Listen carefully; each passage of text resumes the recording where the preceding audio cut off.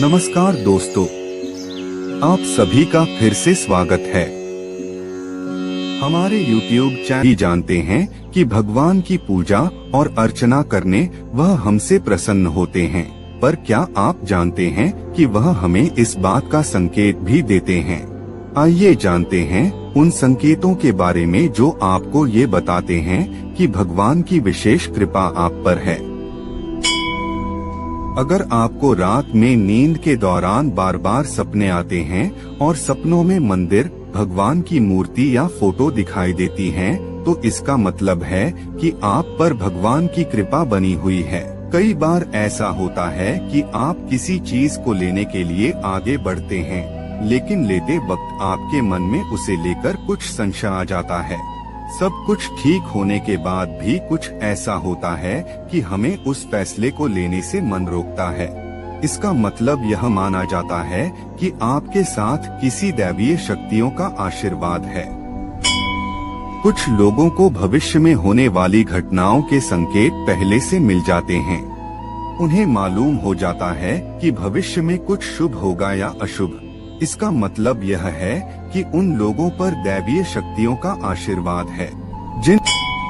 जिन लोगों पर भगवान की कृपा होती है, वह अमीर हो या गरीब, उन्हें हर जगह सम्मान मिलता है। अगर किसी को कम मेहनत करने पर भी सफलता हासिल होती है, तो यह भगवान की ही कृपा की निशानी है। भगवान उन्हें हर परेशानियों से बचा लेते हैं। जिन लोगों से भगवान खुश रहते हैं, वह हर परिस्थिति में खुश रहते हैं। उनके जीवन में भले ही कितने दुख क्यों न हो, वे हमेशा खुश ही रहते हैं। दोस्तों, अगर आप ये दोनों बातों को समझ गए और आप बाबा के परीक्षा में पास हो गए, तो समझ जाए स्वयं शिव शंभो का प्यार आपको मिलेगा और वो सब कुछ मिलेगा जो आपको आपके जीवन में चाहिए। साथियों, आजकल के युवा यही गलती करते हैं। सपने तो बड़े बड़े देखते हैं, लेकिन इस दुनिया को बनाने वाले को भूल जाते हैं। वो भूल जाते हैं कि इस दुनिया पर जिनकी हुकूमत है, उनके आशीर्वाद के बिन कुछ भी नहीं। भोलेनाथ आपके पास नहीं, बल्कि आपको भोलेनाथ के पास जाना है। मित्रों, अगर आप महादेव के भक्त हैं और आपके जीवन में बहुत मुश्किल चल रहे हैं और आप बेहद ज्यादा परेशान हैं, तो कभी भी बाबा से अपना विश्वास को डगमगाने न दे।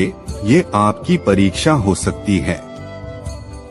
साथियों, जब भोलेनाथ किसी को पसंद करते हैं, अपना भक्त बनाने वाले होते हैं, उसे वो सब कुछ देने वाले होते हैं जो उसे चाहिए या उससे भी अधिक, तो वो परीक्षा जरूर लेते हैं।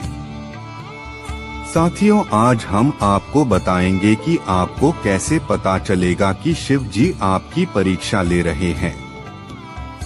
दोस्तों, भगवान शिव आपकी दो तरीके से परीक्षा लेते हैं।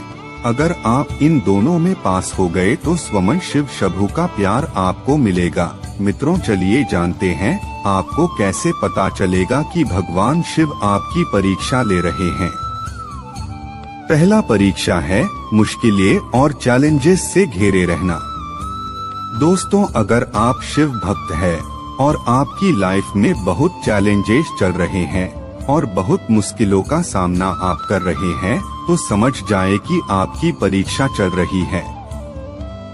आम लोगों से अलग आपकी जिंदगी चल रही है।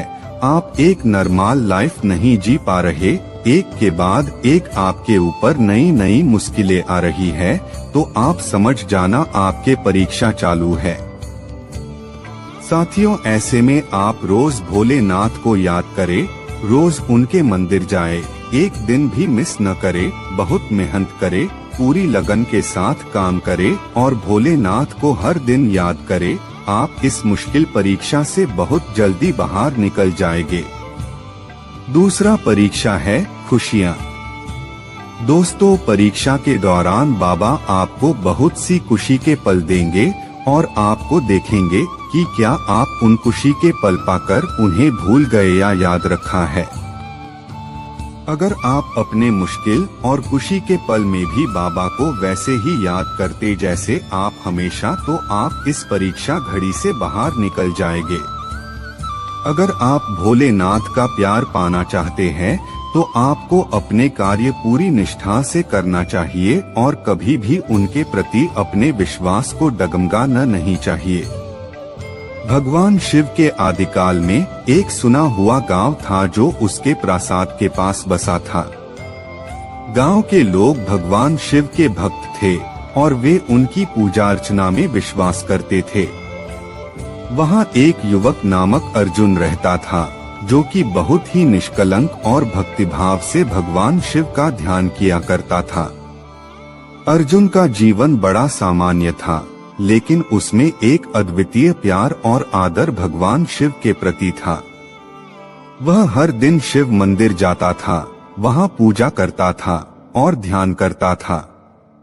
एक दिन वह मंदिर में बैठा था और गहरे ध्यान में डूबा था जब वहन पर कुछ अद्वितीय घटनाएं घटित होने लगी। पहला संकेत, बादलों का अद्वितीय रूप। अर्जुन ध्यान करते समय उसने आकाश में एक अद्वितीय बादल को देखा जिसका रूप भगवान शिव के त्रिशूल के साथ था। वह बादल अर्जुन के सिर पर आया और उसके ऊपर से विचार किए बिना गुजर गया। दूसरा संकेत, अंधकार से प्रकाश की ओर। कुछ दिनों बाद अर्जुन ने रात के समय अपने घर के पास एक गुफा में चलाना शुरू किया। जैसे ही वह गुफा में पहुंचा, अचानक गुफा के अंदर अंधकार छाया और सभी दिशाओं में अद्वितीय प्रकाश की ओर जाने लगा। यह प्रकाश अर्जुन को भगवान शिव के रूप में प्रतिपद्य किया और फिर अंधकार में लिपट गया। अर्जुन ने इस अनोखे अनुभव को मंदिर के पुजारी से साझा किया और पुजारी ने उसे बताया कि यह संकेत शायद भगवान शिव का आशीर्वाद है और वह अर्जुन की भक्ति का परीक्षण ले रहे हैं। अर्जुन का परीक्षण, तपस्या और तपस्या। पुजारी की सलाह पर अर्जुन ने अपने जीवन को तपस्या और सेवा के लिए समर्पित किया। वह पुनः मंदिर में विशेष ध्यान और पूजा करने लगा और भगवान शिव के प्रति अपनी अविचल भक्ति का प्रदर्शन किया। एक दिन जब वह मंदिर के समीप एक नदी किनारे में ध्यान कर रहा था, वह एक शिवलिंग को पाने के लिए नदी के अंदर गया। वह शिवलिंग को मंदिर में स्थापित करने के लिए प्रयासरत था, लेकिन यह बहुत भारी था और उसे नहीं उठा सकता था। अचानक एक पुरानी महिला उसके पास आई और उसने उस शिवलिंग को उठाने में मदद की। अर्जुन बड़ी खुशी खुशी शिवलिंग को मंदिर में स्थापित कर दिया। भगवान शिव का आशीर्वाद। इस घटना के बाद अर्जुन ने पुजारी को बताया और उसने उसे यह समझाया कि भगवान शिव ने उसकी भक्ति को परीक्षित किया और उसे उसके नए आदर्शवाद के साथ स्वीकार किया है। उसके पास यह ज्ञान था कि भगवान शिव हर किसी को नहीं प्रत्यक्ष दिखते हैं, लेकिन वे हमें हमारे कर्मों और भक्ति के माध्यम से समझाते हैं। इसके बाद गांव के लोग अर्जुन की भक्ति और समर्पण को और भी महत्वपूर्ण मानने लगे और उन्होंने उसकी आदर्श जीवन शैली का अनुसरण किया। अर्जुन ने भगवान शिव के आशीर्वाद के साथ खुद को सजीव भक्ति का उदाहरण साबित किया और उसका परीक्षण सफल हो गया। इस कहानी से हमें यह सीखने को मिलता है कि भगवान की भक्ति और समर्पण का महत्व होता है और वे हमें अद्वितीय तरीकों से अपने पास बुलाते हैं, हमारी भक्ति को परीक्षित करते हैं और हमें अपने मार्ग पर दिशा देते हैं। अर्जुन की तरह हमें भी निष्कलंक भक्ति। हमारे चैनल ज्ञान मार्ग भक्ति को सब्सक्राइब करना न भूलिए। यहाँ आपको मिलेगा स्पिरिचुअल ज्ञान, भक्ति, संगीत और सामाजिक समस्याओं पर विचार। हर वीडियो के जरिए हमारे ज्ञान का हिस्सा बनिए और अपने परिवार के लिए अनमोल ज्ञान प्राप्त कीजिए।